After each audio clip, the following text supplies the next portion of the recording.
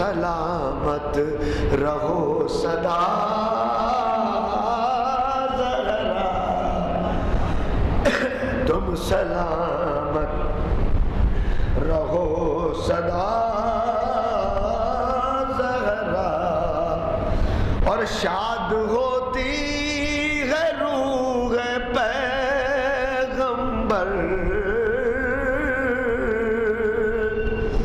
شاد ہوتی ہے روح پیغمبر، آپ کا جب ہو تذکرہ زہرا۔ شعر دیکھیے کہ ہم نے جبریل سے سنی ہے یہ بات، ہم نے جبریل سے سنی ہے یہ بات، مصطفیٰ عکس آئینہ زہرا، مصطفیٰ عکس آئینہ زہرا، اور آپ کی خاک پا لگاتے ہی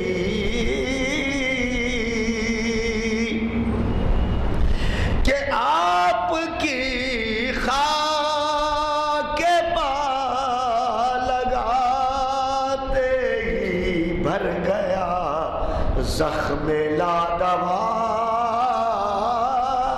زہرا۔ شعر عرض کر رہا ہوں کہ مشکلیں پڑ گئی ہیں مشکل میں، مشکلیں پڑ گئی ہیں مشکل میں، جب سنا نام آپ کا زہرا، اور صبر کی پرورش ہے آپ کے گھر،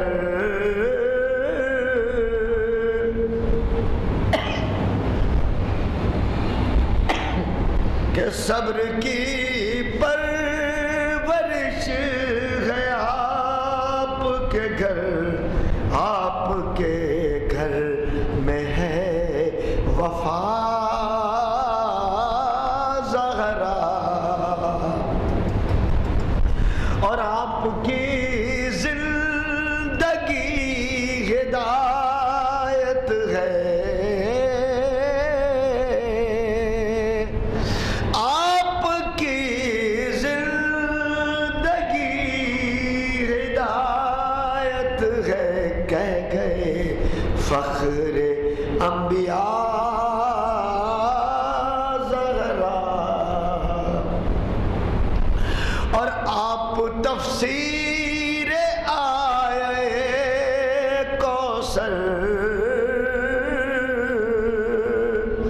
آپ تفسیر آیے کوثر، آپ ہی سورہ نساء زہرا، آپ ہی سورہ نساء زہرا، اور قاتلان حسین قتل ہوئے، جشن کیوں کر نہ ہو بپا زہرا، اور ایک نگاہ کرم ہو مجھ پر بھی، ایک نگاہ کرم ہو مجھ پر بھی، اپنے ریحان پر بھی یا زہرا، اپنے ریحان پر بھی یا زہرا۔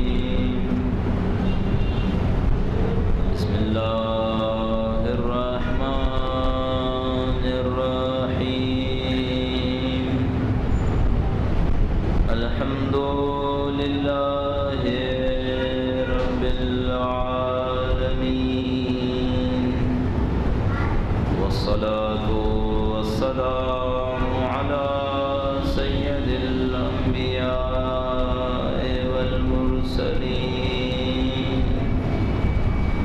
حبيب إله العالمين بالقاسم محمد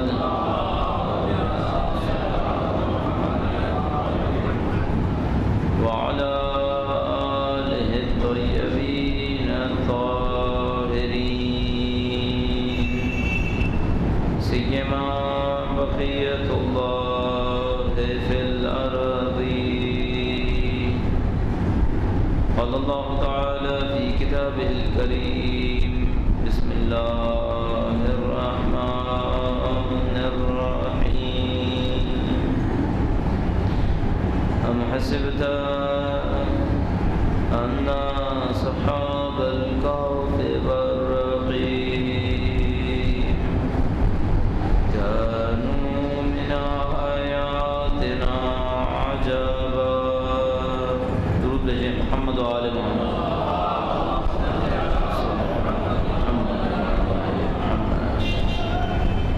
پروردگار عالم نے جو ہدایت اور اپنا جو پیغام دین کی صورت میں نازل فرمایا ہے،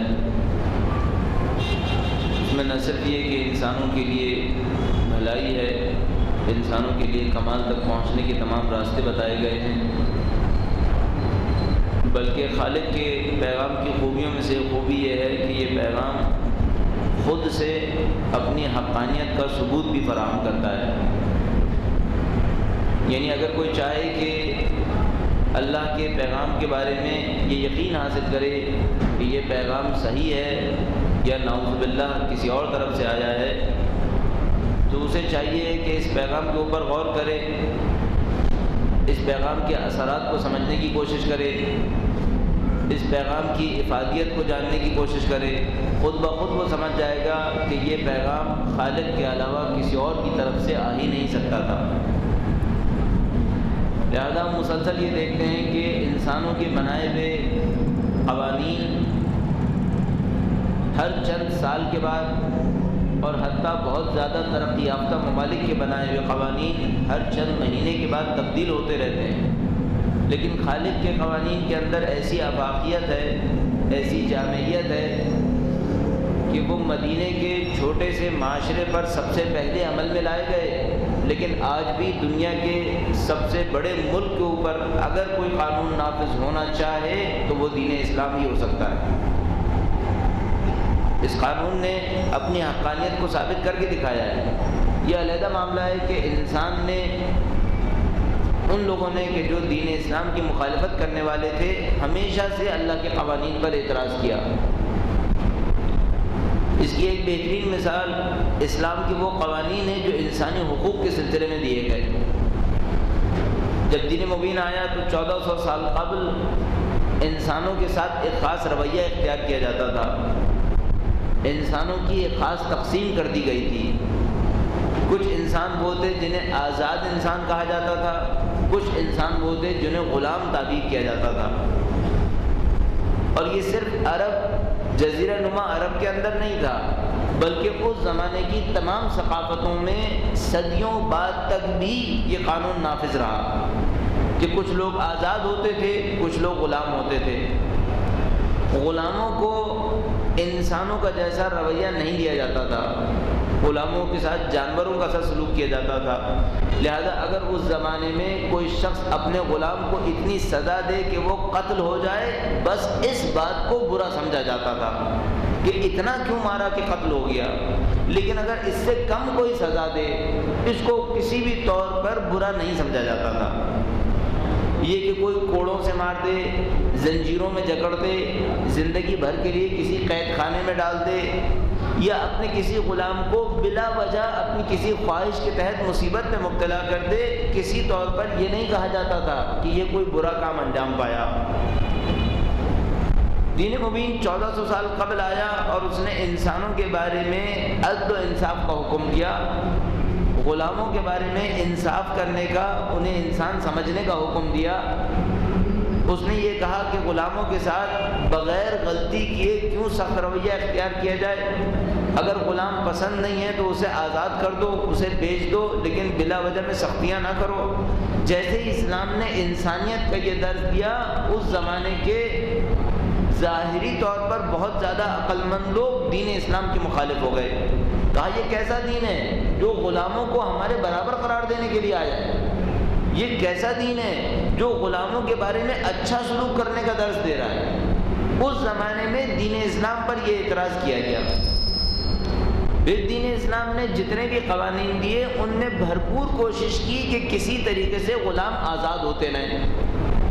لہذا اگر کسی سے روزہ قضا ہو گیا تو اس کی سزا میں اور کفارے میں ایک کفارہ رکھا کہ غلام کو آزاد کرے۔ تقریباً 20 سے زیادہ جگہوں پر اسلام کی فقہ میں ایسے موارد رکھے گئے ہیں جہاں پر غلام کو آزاد کرنا اچھا قرار پایا ہے۔ لہذا اسلام کی بھرپور کوشش رہی کہ غلام آزاد ہو جائیں۔ اس کے بعد وہ وقت آیا کہ اسلام کے اس حکم کو دوسرے ممالک نے بھی سمجھ لیا، دوسری تہذیبوں نے بھی سمجھ لیا۔ مغربی ممالک نے اس بات کو جو اسلام نے 1400 سال قبل کہی تھی آج سے محض 200 سال پہلے سمجھا۔ آپ تصور فرما رہے ہیں 1400 سال قبل اسلام نے کہا تھا غلام رکھنا اچھی چیز نہیں ہے، غلاموں کی آزاد ہو جانا یہ ہمارے لیے بہتر ہے۔ مغربی ممالک نے صرف 200 سال پہلے اس بات کو سمجھا۔ امریکہ کی سول وار میں جن نکات کے اوپر جنگ ہوئی تھی ان میں سے ایک نقطہ یہی تھا کہ آیا غلاموں کو رکھا جائے یا نہ رکھا جائے۔ اس کے بعد یہ لوگ جو آج سے 200 سال پہلے تک اتنی سادہ سی بات کو نہیں سمجھ پائے تھے جو اسلام نے 1400 سال پہلے کہی تھی، بعد میں یہ انسانی حقوق کے چیمپئن بن گئے اور انہوں نے مسلمانوں پر اعتراض کرنا شروع کر دیا کہ تم لوگوں کے ہاں غلام کا تصور موجود ہے۔ اسلام نے 1400 سال پہلے غلام کے تصور کو ختم کرنے کی کوشش کی تھی۔ اس نے قانون اس لیے دیا کہ یہ سارا معاملہ آہستہ آہستہ ختم ہو جائے۔ معاشرے کی برائی کا مقابلہ کر لینا ایک رات میں ممکن نہیں ہوتا، آہستہ آہستہ تدریجی عمل میں اسلام نے ایسا رکھا کہ خود بخود غلام ختم ہو گئے۔ بعد میں مغربی ممالک نے اسی بات کو لے کر مسلمانوں پہ اعتراض کرنا شروع کر دیا کہ تمہارے ہاں غلاموں کا تصور پایا جاتا ہے، اور اپنی تاریخ کو بھلا دیا کہ جس میں 200 سال پہلے تک افریقہ میں جال پھینک کر انسانوں کو جانوروں کی طرح پکڑ کے لے جایا جاتا تھا، جانوروں کی طرح پانی کے جہاز میں ڈال دیا جاتا تھا، 1/3 بس امریکہ پہنچتے تھے افریقہ تک، اور 2/3 انسان جانوروں سے بدتر زندگی گزارتے ہوئے جہازوں میں مر جایا کرتے تھے۔ یہ حقائق میں آپ کی خدمت میں عرض کر رہا ہوں جو مختلف ذریعوں سے تاریخ کے اندر مستند ثابت ہوئی بھی چیزیں ہیں۔ اب آپ نے دیکھا کہ اسلام نے ایک حکم دیا 1400 سال قبل کہ غلاموں کا خیال رکھا جائے، تو پہلا اعتراض یہ ہوا کہ یہ تو غلاموں کو ہمارے برابر بنانے آ گئے، اور جب بات سمجھ لی تو الٹا اعتراض کر دیا کہ یہ تو ہمارے سامنے انسانوں کو غلام بنانے کی بات کر رہے ہیں۔ دونوں صورتوں میں خود نہیں سمجھے اور اسلام پر اعتراض کیا۔ جس طرح انسانی حقوق کے معاملے میں ایسا ہوا کہ پہلے خود جرم کرتے ہیں، بعد میں الزام ہماری گردن پر ڈال دیا، بالکل یہی معاملہ حقوق النساء اور خواتین کے حقوق کے معاملے میں ہوا۔ جب اسلام آیا تو عورت کا مقام کیا تھا؟ صرف ایک جزیرہ نما عرب کا معاملہ نہیں ہے کہ جہاں پر عورتوں کو بچیوں کو زندہ درگور کر دیا جاتا تھا۔ اب یہ کوئی ایسی ڈھکی چھپی بات نہیں ہے، پوری دنیا جانتی ہے اس بات کو کہ جس معاشرے کے اندر دین مبین آیا اس معاشرے کے اندر بچیوں کو زندہ دفن کر دیا جاتا تھا۔ اس کی وجہ یہ ہے کہ بچی کی پیدائش کو اپنے لیے عیب سمجھا جاتا تھا۔ البتہ سب قبیلے یہ کام نہیں کرتے تھے، چند قبیلے اس کام کے لیے مشہور تھے۔ دوسری تہذیبوں میں بھی عورت کے لیے کوئی احترام نہیں تھا۔ 3 بنیادی حق ہیں عورت کے، ان تینوں میں سے کسی ایک کو بھی ادا نہیں کیا جاتا تھا۔ ایک حق ازدواج، ایک حق ملکیت، اور ایک تیسرا حق وراثت۔ پہلا حق یہ ہے کہ عورت اپنی زندگی کے بارے میں آزاد ہے، جس کے ساتھ مرضی چاہے زندگی گزارے، نہایت یہ کہ باپ کی سرپرستی میں اس کام کو انجام دے، لیکن کوئی اس کے اوپر تحمیل نہیں کر سکتا، زبردستی نہیں کر سکتا۔ حق ملکیت عورت کے پاس ہے، عورت چاہے تو اپنے لیے مالکیت رکھے، اپنا پیسہ رکھے، اپنی جائیداد رکھے، شوہر یا باپ اسے مجبور کر کے اس سے اس کی جائیداد لے نہیں سکتا۔ عورت کے پاس حق وراثت ہے کہ عورت کو اگر ارث میں کچھ ملے تو کوئی اس سے چھین نہیں سکتا، اس کے پاس رہے گا اور ضرور دینا پڑے گا۔ جب دین مبین آیا تو عورت کا کوئی بھی حق اسے نہیں دیا جاتا تھا۔ دین مبین نے آتے ہی جو احکام دیے ان میں سے ایک حکم عورت کی عظمت کے بارے میں تھا۔ جیسے یہ حکم دیا اس زمانے کے کفار نے اسلام پر اعتراض کرنا شروع کر دیا کہ کیا یہ عورتوں کو ہمارے برابر کرنے آئے ہیں؟ کیا یہ چاہتے ہیں کہ اس مخلوق کو جس کو عقل نہیں ہے، جس کو شعور نہیں ہے، جس کے پاس فہم اور انصاف سے سوچنے کی کوئی صلاحیت نہیں ہے، اسے ہمارے برابر قرار دے دیں؟ تو اس وقت دین اسلام پر اس طرح اعتراض شروع کیا کہ یہ دین ہمارے معاشرے کو خراب کرنے آیا ہے، یہ دین ہماری عورتوں کو باغی بنانے کے لیے آیا ہے۔ پھر دین اسلام نے اصرار کیا اور دین اسلام نے تاریخ کی بہترین خواتین، کائنات کی بہترین خواتین کو اپنے طور پر نمونے عمل کے طور پر پیش کیا، جن میں بی بی سیدہ سلام اللہ علیہا کی ذات مقدس سر فہرست۔ خاندان اہل بیت کی خواتین نے اپنے کردار کے ذریعے سے، اپنے علم کے ذریعے سے، تقویٰ کے ذریعے سے، پرہیزگاری کے ذریعے سے پوری دنیا کے سامنے عورت کی عظمت کو ثابت کر کے دکھا دیا۔ جب یہ کام ہو گیا اور پوری دنیا کو اندازہ ہونے لگا کہ اسلام میں عورت کے پاس عزت حاصل ہے، احترام حاصل ہے، کوئی اسلام میں عورت کے مقام کو چھین نہیں سکتا، آہستہ آہستہ یہ بات پوری دنیا میں پھیلنا شروع ہو گئی۔ اسلام سے نکل کر عورت کا احترام دوسری ثقافتوں کے پاس پہنچنا شروع ہو گیا۔ میں نے آپ کی خدمت میں عرض کیا 1400 سال قبل چین، ہندوستان، ایران، مصر، روم، یونان، کسی تہذیب کے اندر عورت کو کوئی مقام حاصل نہیں تھا۔ اسلام سے سب نے سیکھا، حتیٰ عیسائیت کے اندر عورت کو وہ حقوق حاصل نہیں تھے، اسلام نے سب کو سکھایا۔ جب دین مبین نے سب کو یہ بات سکھا دی، آہستہ آہستہ سیکھنا شروع کیا، اور آج سے بمشکل 100-150 سال پہلے یہ بات ان کے دماغ میں پہنچ گئی کہ ہاں عورتوں کے پاس ایک مقام ہے، اور وہ بھی اپنے اقتصادی منافع کی خاطر، وہ بھی الٹا رنگ پہنا کر۔ جب بمشکل 100 سال پہلے اس بات کو سمجھا کہ عورتوں کے پاس ایک مقام حاصل ہے، اب بالکل الٹا اسلام پر اعتراض کرنا شروع کر دیا۔ بالکل وہی جو غلاموں کے معاملے میں ہوا، بالکل وہی جو انسانوں کے حقوق کے بارے میں ہوا کہ پہلے اسلام نے حقوق دیے، یہ جاہل تھے، یہ ثقافت سے محروم لوگ تھے۔ جب اسلام کی بات کو سمجھ لیا تو پھر الٹا اسلام کو ظالم قرار دینے کی کوشش کی۔ عورتوں کے حقوق کے معاملے میں بھی اسی طریقے سے ہوا۔ یورپ عورت سے ناواقف تھا کہ عورت کی عظمت کیا ہے۔ جب عورت کے احترام کو قرار دینا شروع بھی کیا تو صرف مادی منافع کی خاطر، چاہا عورت گھر سے باہر نکلے تاکہ مزدوروں کی صورت میں کام کرے، آدھی اجرت پہ کارخانے کا کام اس سے نپٹا لیا جائے۔ انگلینڈ جیسے ملک کے اندر خواتین معدنیات اور دوسری کانوں کے اندر کام کیا کرتی تھیں، اور وہاں پر 1920 کے قریب قانون بنا کہ خواتین اور بچوں سے 12 گھنٹے سے زیادہ کانوں کے اندر کام نہیں لیا جائے گا۔ آپ تصور فرما رہے ہیں؟ یہ جو آج انسانی حقوق کے چیمپئن بنے ہوئے ہیں، یہ جو آج عورتوں کے حقوق کا نام لینے والے ہیں، دین مبین کے اوپر اعتراض کرنے والے ہیں، ان کے ممالک کے اندر 100 سال پہلے 12 گھنٹے خواتین سے معدنی کانوں کے اندر کام لیا جاتا تھا اور کوئی پوچھنے والا نہیں تھا۔ اب انہوں نے اس بات کو سمجھا۔ انگلینڈ جیسے ملک کے اندر 80 سال پہلے عورت کو ووٹ دینے کا حق حاصل نہیں تھا۔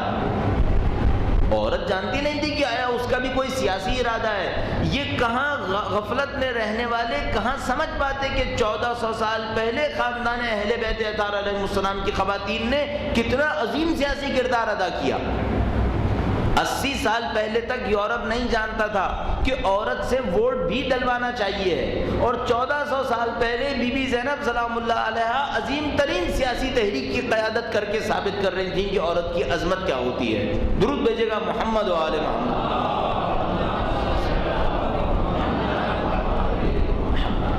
دین اسلام پر اعتراض کرنے کی بنا رکھ لی کہ کچھ بھی ہو کفار کا کام یہ ٹھہرا کہ وہ دین اسلام پر اعتراض کریں گے۔ البتہ ان کے اندر کچھ پڑھے لکھے لوگ بھی ہیں، ان کے اندر کچھ بات سمجھنے والے لوگ بھی ہیں، لہذا متعدد اسکالرز ہمیں ایسے بھی ملیں گے مرد اور عورت دونوں میں کہ جنہوں نے اسلام کی عظمت کا اعتراف کیا کہ کسی دین کے اندر، کسی فکر کے اندر عورت کو وہ مقام کبھی حاصل نہیں ہوا جو اسلام کے اندر حاصل ہوا۔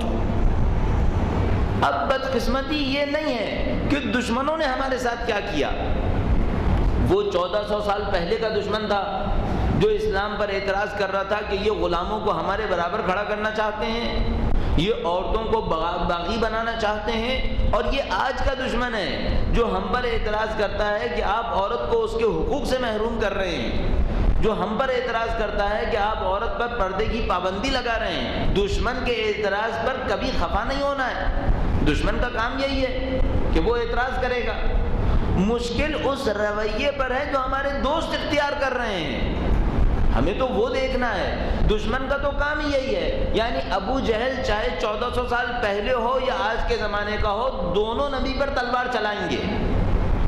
ابو سفیان 1400 سال پہلے کا ہو یا آج کا ہو، دونوں خاندان اہل بیت کے خلاف اپنی کارروائیوں کو انجام دیں گے۔ ہمیں یہ نہیں دیکھنا کہ اس زمانے کا ابو جہل ظالم کیوں نکل آیا، ہمیں تو یہ دیکھنا پڑتا ہے کہ اس دور کے مسلمان نے کیا کیا اور آج کے دور کا مسلمان ایسے ظلم کے مقابلے میں کیا کام انجام دے رہا ہے۔ چند منٹس اس پر عرض کروں گا کہ آج کے مسلمان کا مغرب کی منفی پروپیگنڈے کے مقابلے میں کیا رد عمل رہا۔ درود بھیجے گا محمد و آل محمد۔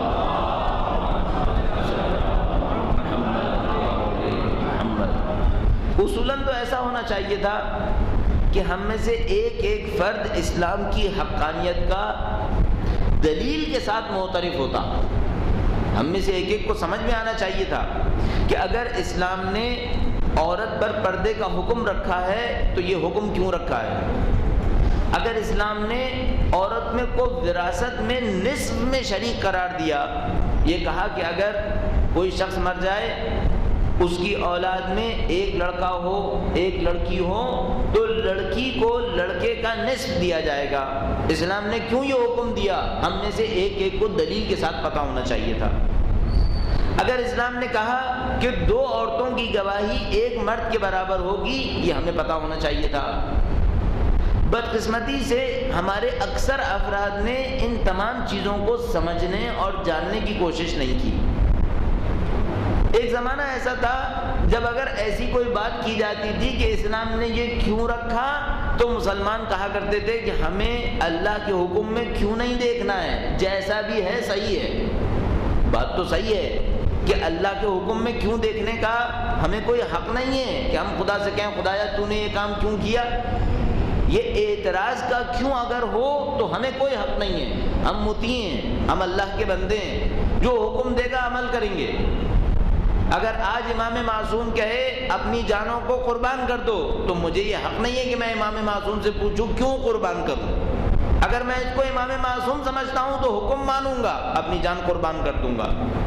لیکن انہی ائمہ معصوم علیہ السلام نے، انہی نبی خدا نے دین خدا کے اندر فکر کرنے کا حکم دیا ہے۔ بس یہ کیوں جاننا اعتراض کا کیوں نہیں ہے، یہ کیوں جاننا وجہ سمجھنے کے لیے ہے، یہ کیوں جاننا اطاعت سے نکلنے کے لیے نہیں ہے بلکہ اچھی طرح اطاعت کرنے کے لیے۔ تو ہونا تو یہ چاہیے تھا کہ مسلمانوں میں سے ایک ایک فرد آگاہ ہوتا کہ یہ مسائل کیوں رہے، اور میں معترف ہوں کہ نصف گھنٹے کے اندر 20 منٹ کے اندر کوئی ان باتوں کو اتنی جلدی ادا نہیں کر سکتا۔ میں اپنے طور پہ آپ سے دعوت دوں گا اور آپ سے عرض کروں گا کہ اگر آپ کو موقع ملے آج رات، یا یوں طے کر لیجئے کہ کم سے کم اس ہفتے کے اندر اگر آپ ان مسائل سے آگاہ نہیں ہیں تو آگاہی حاصل کر لیں۔ اس کی وجہ یہ ہے کہ میں نے عرض کیا، ایک زمانہ تھا جب ہمارے بعض لوگ کہا کرتے تھے کہ ہم کیوں جانیں جو خدا نے کہا صحیح کہا۔ اب معاملہ اس لیے نہیں ہے کہ کیوں جانیں جو خدا نے کہا وہ صحیح کہا، خدا نے تو صحیح کہا لیکن خدا کے نہ ماننے والے کو تو مجھے سمجھانا پڑے گا۔ وہ جو نہ ماننے والا میرے سامنے کھڑا ہے اس کو تو مجھے سمجھانا پڑے گا کہ خدا نے کیوں کہا۔ تو اب آپ اسلام کے دفاع کی خاطر اس کے کیوں کو سمجھنے کی کوشش کیجیے۔ بس آئیڈیل تو یہ تھا کہ تمام مسلمان آگاہ ہوتے، انہیں کسی مشکل کا سامنا نہ کرنا پڑتا، اگر کہیں بے حیائی آتی، برائی آتی تو وہ خود ہی مقابلہ کرتے کہ ہمیں زہر دینے کی کوشش نہ کرو، لیکن بدقسمتی سے ایسا نہیں ہوا۔ ہم مسلمان اسلام کے خلاف ہونے والے پروپیگنڈے کے سلسلے میں 3 قسم میں تقسیم ہو گئے۔ ایک، ہم مسلمانوں کی وہ صنف بن گئی جس کا کام یہ ٹھہرا کہ جب اسلام پر اعتراض ہو یہ بھی ہاں میں ہاں ملانا شروع کر دے۔ جب کسی نے اسلام پر اعتراض کیا کہ بھائی اسلام کے اندر پردہ کیوں ہے، انہوں نے بھی کہنا شروع کر دیا کہ ہاں بھائی واقعاً پردے کی ضرورت نہیں ہے، مغربی ممالک بھی تو بغیر پردے کے چل ہی رہے ہیں، ہمیں بھی چل جانا چاہیے۔ جب کسی نے اسلام کے خلاف کہا کہ اسلام کے اندر عورتوں کو وراثت میں نصف کیوں دیا جاتا ہے، تو یہ مسلمان ہونے کے باوجود ہاں میں ہاں ملانے لگے، کہاں ہیں آپ صحیح بات کہہ رہے ہیں، عورتوں کو بھی پورا دیا جانا چاہیے۔ یہ مسلمانوں کا ایک گروپ نکلا جس کا کام یہ ٹھہرا کہ جب اسلام کے خلاف کوئی بات کہی جائے تو یہ بجائے یہ کہ آ کر اسلام کا دفاع کرے، خود اسلام کے مخالفوں کے ساتھ کھڑا ہو گیا۔ اور اس میں آج کے دور کے نہیں معلوم کتنے ادارے شامل ہو جائیں گے۔ یہ کیوں اس طرح سے ہو گیا؟ ایک وجہ تو یہ ہے کہ یہ وہ لوگ تھے جن کو کبھی اسلام سے کوئی پرخلوص محبت نہیں رہی، انہوں نے کبھی دل سے اسلام پر عمل کیا ہی نہیں۔ آج وہ لوگ کہ جو آ کر کہتے ہیں کہ عورت کے اوپر مثال کے طور پر اپنی دانش میں فتوے دیتے ہیں کہ عورت پر پردہ واجب نہیں ہے، ان سے کوئی پوچھے نماز تو واجب ہے، کبھی تم نے نماز پڑھی؟ اگر یہ کہتے ہیں کہ عورت کی وراثت میں نصف نہیں ملنا چاہیے، پورا ملنا چاہیے، ان سے پوچھو آج تک تم نے اپنی عورتوں کو وہ حقوق دیے؟ آج تک ان ذمہ داریوں کو ادا کیا جو اسلام نے تم پر 100% واجب رکھے ہیں؟ تو ان کا کام بس اتنا ہے کہ جب اسلام کے خلاف کوئی بات ہو تو ساتھ کھڑے ہو جائیں۔ کیوں ساتھ کھڑے ہو جائیں؟ میں نے عرض کیا دل میں اسلام کے لیے کوئی محبت نہیں ہے۔ یہ بعض اوقات میڈیا پر بھی آئیں گے، یہ بعض اوقات اخباروں کے اندر لکھیں گے، جہاں اسلام کے خلاف کوئی بات کی جانے والی ہو یہ کوئی نہ کوئی دلیل بھی تراش لیں گے۔ یہ دلیل اس لیے نہیں لے کے آئے کہ یہ اسلام کو سمجھنا چاہتے ہیں، یہ دلیل اس لیے لائیں کہ یہ اسلام کو توڑنا چاہتے ہیں، ان کے پاس اس کے علاوہ کچھ ہے ہی نہیں۔ میں نے عرض کیا بدقسمتی سے یہ بھی مسلمان ہیں۔ کیوں مسلمان نے اس طرح سے کیا؟ اپنے دین کے بارے میں خود آگاہ نہیں ہے۔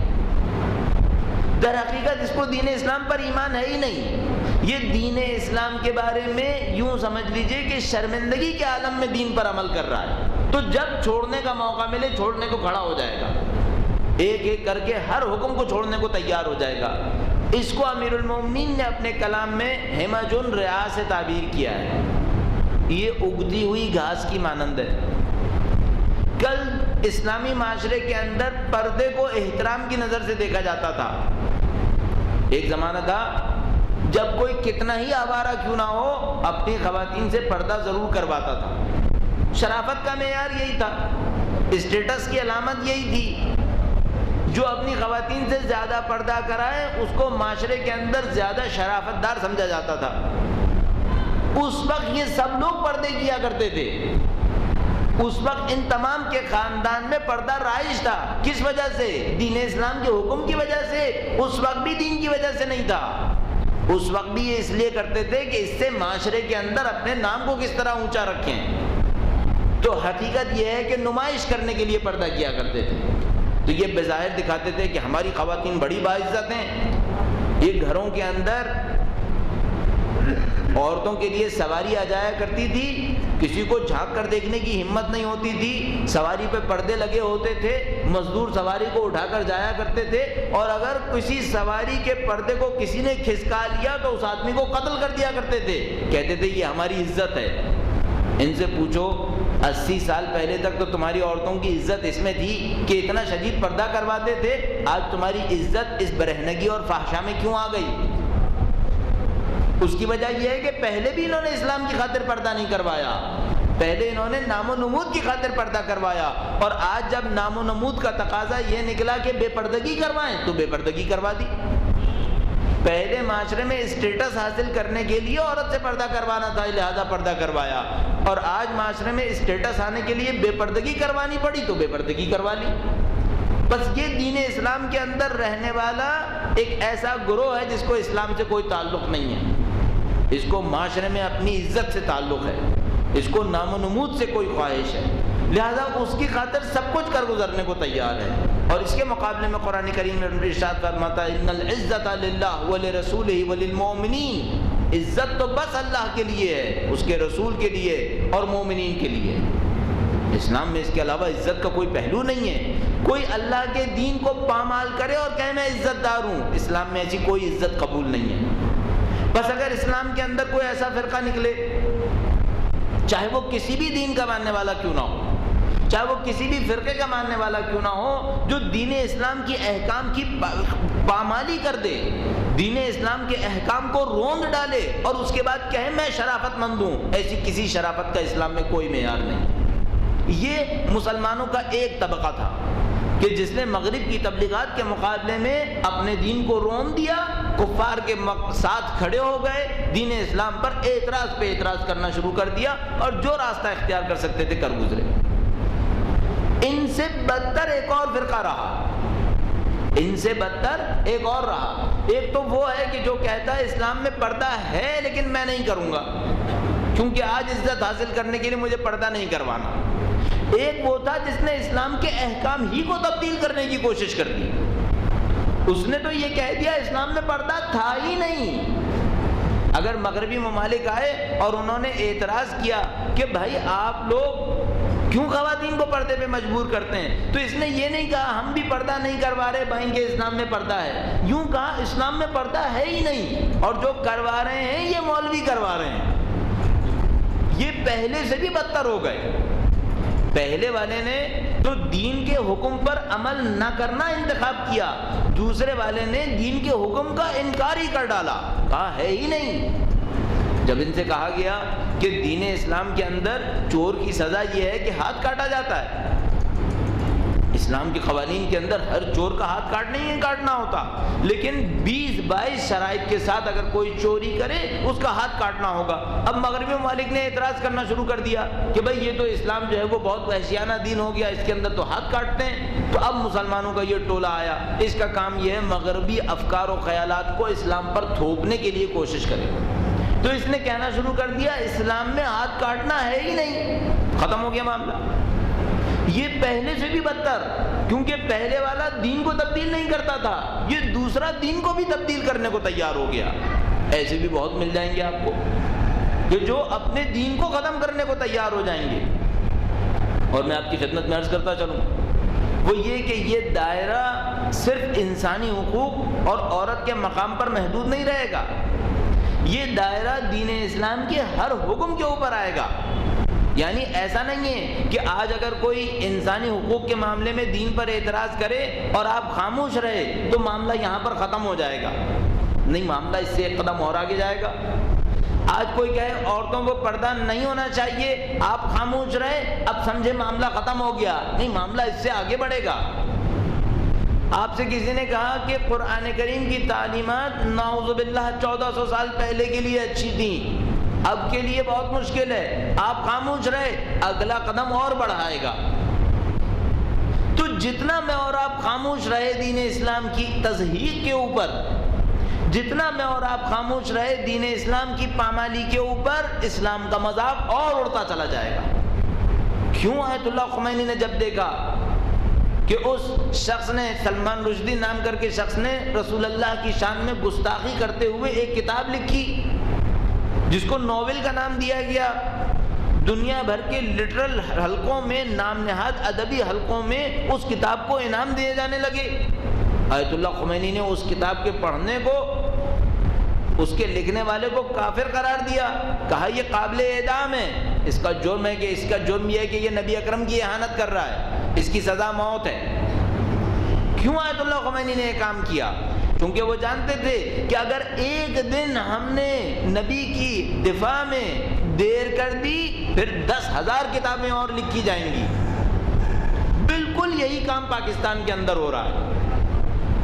ہر آنے والے دن میں کسی نہ کسی اسلام کے حکم کا مذاق اڑایا جاتا ہے، اسلام کے کسی نہ کسی حکم کے خلاف کچھ نہ کچھ بولا جاتا ہے، اور بڑے خوبصورت پیرائے میں کہیں پر کوئی ٹاک شو کا نام دیا جا رہا ہے، کہیں پر اس کو مذاکرے کا نام دیا جا رہا ہے، کہیں پر اس کو جدید تحقیق کا نام دیا جا رہا ہے۔ ہم نہ ٹاک شو کے مخالف ہیں، نہ مذاکرے کے مخالف ہیں، نہ جدید تحقیق کے مخالف، لیکن کوئی اسلام کے احکام کا مذاق اڑائے اس کے شدت کے ساتھ مخالف ہے۔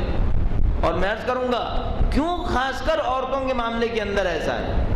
دین اسلام میں 10,000 احکام تھے، ان کا تو حکم اسلام کے خلاف جاتا ہے۔ یہ سود کھاتے ہیں، اسلام سود کو حرام قرار دیتا ہے۔ یہ بے ایمانیاں کرتے ہیں، اسلام بے ایمانی کو پسند نہیں کرتا۔ یہ لوگوں کے اوپر ظلم و ستم کرتے ہیں، اسلام عدل و انصاف کا حکم دیتا ہے۔ کیوں خاص کر عورتوں کے معاملے میں اتنے شدید ہو گئے؟ تو اس کی وجہ تھی، اس کی وجہ یہ تھی کہ یہ جانتے تھے کہ ان کے اپنے معاشرے عورت کی بے عزتی کے بعد، بے احترامی کے بعد تباہ و برباد ہو گئے۔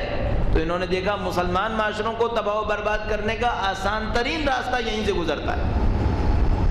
یہ جانتے تھے کہ جب خواتین ان کے گھروں سے نکل کر پہلے کارخانوں میں گئیں، پھر بازاروں میں گئیں، اور اس کے بعد ہر فسق و فجور کی جگہ پر پہنچ گئیں، تو کس طرح ان کے معاشرے کھوکھلے ہو گئے۔ اب چاہتے ہیں مسلمان معاشرے بھی کھوکھلے ہو جائیں، اور دلیل کیا دیتے ہیں؟ دلیل یہ دیتے ہیں کہ اگر تمہیں اقتصادی ترقی کرنی ہے تو تمہیں یہ کام کرنا ہوگا۔ دیکھو ہم نے کتنا کما لیا، اگر تمہیں کمانا ہے تمہیں بھی یہ کام کرنا ہوگا۔ میں آپ کی خدمت میں بس اتنا عرض کرنا چاہوں گا کہ اگر اقتصادی ترقی حاصل کرنے کے لیے ہمیں اپنے خاندانوں کو برباد کرنا ہے تو ہمارا غریب ہونا بہت بہتر ہے۔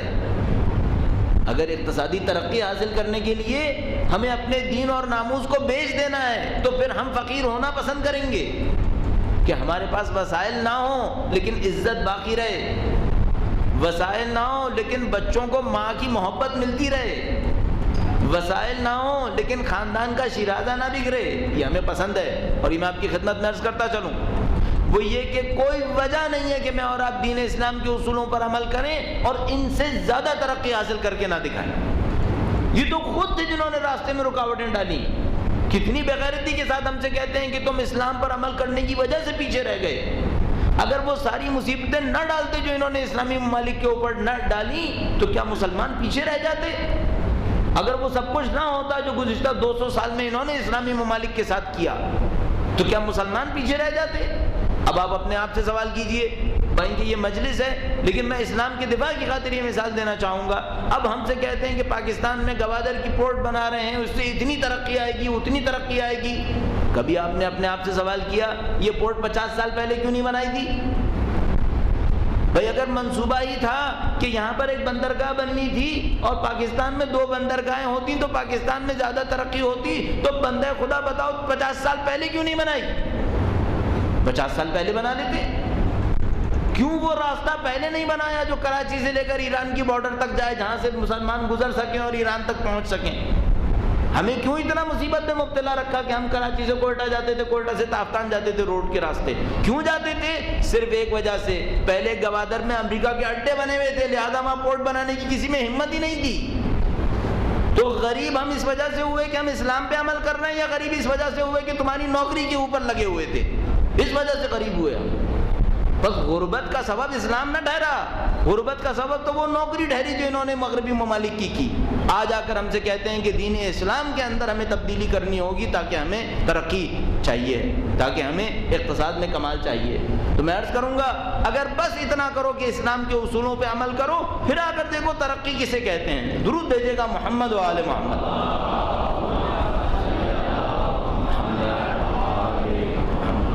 یہ ترقی کی بات کرتے ہیں۔ ہمیں آج تک یہ سمجھ میں نہیں آیا کیوں خاندان اہل بیت اطہار علیہ السلام کی طرف ہم نے نہ دیکھا۔ آپ محنت کی بات کرتے ہیں، اور تعجب تو مجھے اس پر ہوتا ہے کہ جب انسانی حقوق اور انسانی رشتوں کی بات ہوتی ہے تو ہمیں مغربی ممالک کی تاریخیں یاد دلائی جاتی ہیں۔ آپ ذرا سوچئے کیا ستم ہو رہا ہے پاکستان کے اندر۔ اگر باپ کے لیے کوئی دن منانا ہے تو میں امیر المومنین کے دن کو باپ کا دن کیوں نہ مناؤں؟ کیا علی ابن ابی طالب سے بڑھ کر بھی کوئی باپ دنیا کے اندر موجود ہے؟ فادرز ڈے کے لیے میں کسی مغربی تاریخ کا انتخاب کیوں کروں؟ اس دن کو کیوں مناؤں؟ لیکن ہم سب کو دے دیا گیا کہ لو مناؤ، جو ہم کہیں وہ کرتے چلے جاؤ، یہ سب ہمیں بیچ دیا۔ اب جس کام کی ضرورت ہے وہ یہ کہ ہمیں وہ تیسرا گروہ بننا پڑے گا مسلمانوں کا، کہ جو اپنے دین کی حقانیت کو سمجھے، جو اپنے دین کے اصولوں کو سمجھے، آئے درس اہل بیت اطہار علیہ السلام حاصل کرنے کی کوشش کرے۔ میں نے آپ کی خدمت میں عرض کیا، یہ اقتصادی ترقی کی بات کرتے ہیں، یہ مادی ترقی کی بات کرتے ہیں۔ آپ کی خدمت میں بس ایک چھوٹی سی مثال عرض کروں گا امیر المومنین کی ذات مقدس سے، درود بھیجے گا محمد و آل محمد۔ پہلے بھی میں نے آپ کی خدمت میں شاید عرض کیا ہو، مجھے کہ میں امیر المومنین کو مالی اعتبار سے غریب انسان نہیں سمجھتا۔ جس کے پاس 22 آج کی دنیا کے مطابق تیل کے ذخیرے موجود ہوں، وہ کیسے غریب انسان ہو سکتا ہے؟ جس نے 22 کنویں کھودے ہوں، چشمے کھودے ہوں، مسلمانوں کے اوپر وقف کیے ہوں، بالکل ایسے جیسے ہماری زمانے میں 22 تیل کے کنووں کا مالک ہو، وہ کہاں غریب ہو سکتا ہے؟ جس مولا کے ایک باغ کی قیمت معاویہ جیسا کنجوس آدمی 10,000 درہم قیمت لگا کر حسن و حسین سے کہہ کہ اسے مجھے بیچ دو، اور وہ کہیں ہمارے باپ کا وقف ہے ہم کسی کو نہیں بیچیں گے، جو ایک 10,000 ملکیت درہم کے باغ کا مالک ہو، وہ غریب کہاں ہوگا؟ وہ غریب نہیں تھے، انتہائی دولت مند تھے، لیکن دولت مسلمانوں پر وقف کیے ہوئے تھے۔ اب ذرا تصور فرمائیے مولا کائنات کے پاس یہ دولت کہاں سے آئی؟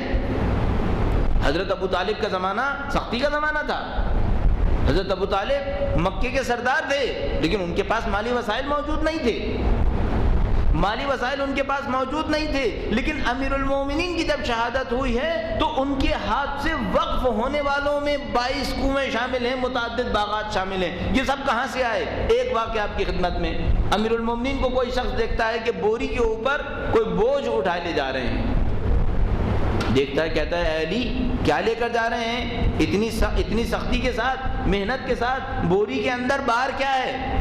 فرمایا 1,00,000 درخت ہیں۔ کہنے لگا اے علی کیسے ممکن ہے؟ درخت بوری کے اندر ایک نہیں سمائے گا، آپ 1,00,000 کی بات کر رہے ہیں۔ مولا نے ہنستے ہوئے فرمایا اس کے اندر کھجور کے درخت کی گٹھلیاں ہیں، میں لے جا رہا ہوں، پانی جاری کروں گا، زمین کو زرخیز بناؤں گا، ان گٹھلیوں کو اس میں بوؤں گا، اس سے 1,00,000 درخت نکلیں گے۔ یہ ہے علی کی محنت، یہ ہمیں محنت کا درس دینے آ رہے ہیں۔ دوسروں کا خون چوس کر محنت کا درس دینے کے بجائے اس انسانیت کا درس کیوں نہیں دیکھتے؟ ہاں، سب کچھ ہونے کے باوجود ایثار دکھانا یہ خاندان اہل بیت کی نشانی ہے۔ سب کچھ ہونے کے باوجود، ایک روایت میں نے دیکھا، ابھی چند دن قبل یہ روایت نظر سے گزری، ایک شخص کہتا ہے کہ میں علی کے گھر پر گیا اور دختر رسول سے پوچھا کہ علی کہاں ہیں؟ فرمایا حسن و حسین کو لے کر کسی کے باغ میں گئے ہیں۔ کہتا ہے میں اس جگہ پر پہنچا، میں نے حسن و حسین کو دیکھا، ان کے سامنے دسترخوان مختصر سا بچھا ہوا تھا، اس میں کچھ خورما تھی۔ میں نے ان سے پوچھا تمہارے بابا کہاں ہیں؟ کہتے ہیں کہ وہ ڈول سے پانی گھسیٹ رہے ہیں، کنویں کا پانی۔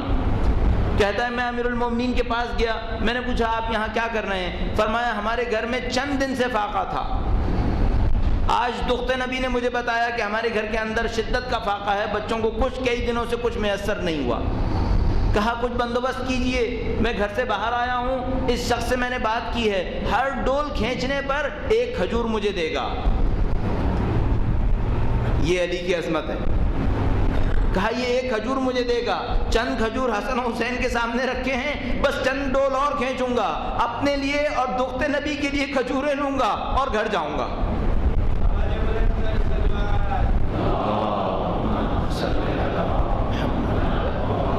یہ علی کی عظمت ہے، یہ خاندان اہل بیت اطہار علیہ السلام کی عظمت ہے کہ جس گھر کے سامنے دنیا بھر کے خزانے پڑے رہے،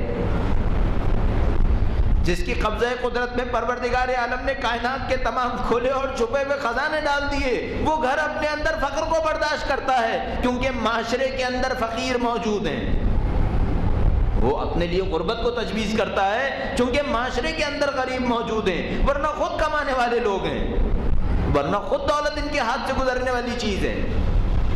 کیا بیوی کے ہار کا واقعہ آپ نے نہیں سنا کہ وہ ہار جب بکا تو ایک غریب کو کھانا کھلا گیا، ایک برہنہ کو لباس پہنا گیا، 2 غلاموں کو آزاد کروا گیا. ایسا بابرکت جس بیوی کے ہاتھ میں ہے اس کے اپنے گھر میں بچے بعض اوقات فاقہ کرنے پر مجبور ہیں. یہ کیا نشانیاں ہیں؟ یہ اہل بیت اطہار علیہ السلام کی عظمت کی داستان ہے. اور تعجب ان کی عظمت پر نہیں ہے، تعجب تو اس دنیا کی پست فطرتی کے اوپر ہے. کہ ایک محقق نے بہت اچھا لکھا، وہ یہ کہ فرض کریں فدق بی بی کا حق نہیں تھا. اس محقق نے لکھا کہ فرض کر لو کہ فدق بی بی کا حق نہیں تھا. آج کسی کی بھی دنیا کے مسلمان دولت مند سے کہو بی بی اگر تمہارے دروازے پر آ کر تم سے کچھ مانگے تو دو گے یا نہیں دو گے؟ لیکن پھر بھی فدق نہ دیا گیا، پھر بھی بی بی کو ان کے حق سے محروم کر دیا گیا. یہ بی بی کی عظمت تھی کہ امامت کے دفاع کے لیے کس طریقے سے تشریف لائیں. اب عورت ہونے کے ناطے اور ایک ایسی خاتون ہونے کے ناطے جن کا احترام ہر شخص کے اوپر نبی اکرم نے واجب قرار دے دیا تھا، بڑی عظمت دی تھی بی بی کے لیے نبی اکرم نے. ایک موقع پر روایت موجود ہے کہ بلال اذان کے لیے مسجد میں دیر سے تشریف لائے. رسول خدا نے بلال سے پوچھا ہے بلال اذان کے لیے آج دیر سے کیوں آئے؟ کہا میں بی بی کے گھر کے سامنے سے گزر رہا تھا، سیدہ کے گھر کے سامنے سے گزر رہا تھا، بچوں کے رونے کی آواز آ رہی تھی اور بی بی چکی چلا رہی تھی. میں بی بی کی خدمت میں پہنچا، میں نے بی بی سے کہا ہے بی بی آپ دو میں سے کسی ایک کام کو میرے حوالے کر دیں، یا آپ بچوں کو سنبھال لیں یا آپ چکی چلا لیں، دونوں کام ایک وقت میں نہ ہو پائیں گے. بی بی نے فرمایا ان بچوں کو کھلانا، ان بچوں کو خوش رکھنا میرے لیے بہت اچھا ہے، میں بچوں کو سنبھالوں گی، تم کچھ دیر چکی چلاؤ. بلال کہتے میں چکی چلانے میں مشغول ہو گیا اس لیے دیر ہو گئی. نبی اکرم نے پلٹ کر فرمایا اے بلال خدا تم پر رحم کرے، تو نے فاطمہ کا ساتھ دیا ہے، خدا تجھ پر رحم کرے تو نے فاطمہ کا ساتھ دیا.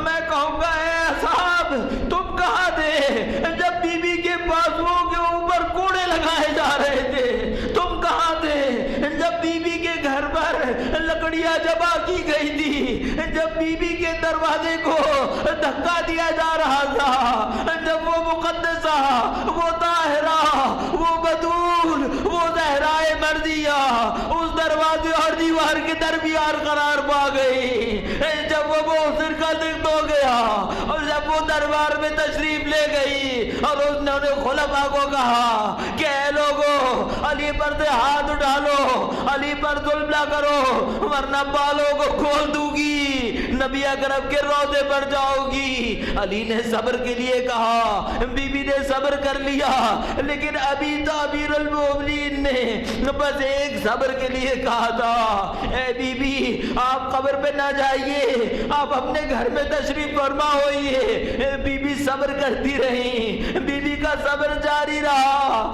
کب تک یہ صبر رہا؟ ایک وہ وقت آیا اسماء بنت امیس کو پکارا.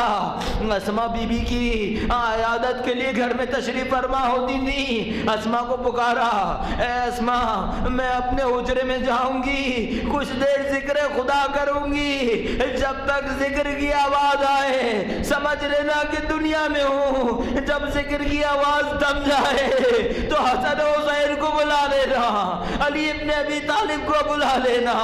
اسماء کہتی ہیں کچھ دیر تک آواز آتی رہی، میں گریے میں مشغول رہی، بس ایک وقت آیا آواز آنا بند ہو گئی، علی ابن ابی طالب کو بلا لیا گیا.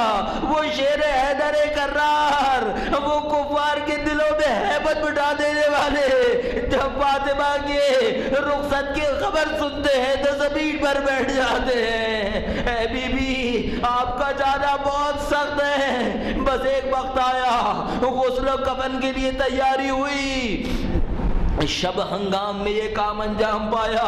حسن و حسین زینب و ام کلثوم گھر میں تھے. امیر المومنین ایک ایک کو کہتے تھے اے بچوں رونا ہے تو رو لیکن آہستہ آواز میں رو, کسی کو خبر نہ ہو, کسی کو پتہ نہ چلے. پھر وہ وقت آیا کہ غسل کے وقت اچانک امیر المومنین نے ابا سر میں سے اتار دیا, خود گریہ کرنا شروع کیا. اسما تشریف لائی, اے مولا آپ تو کہہ رہے تھے آہستہ رو, خدا آپ رو رہے. فرمایا اے اسما تم نہ جانتی تھی ان مقدسہ نے کتنا صبر کیا.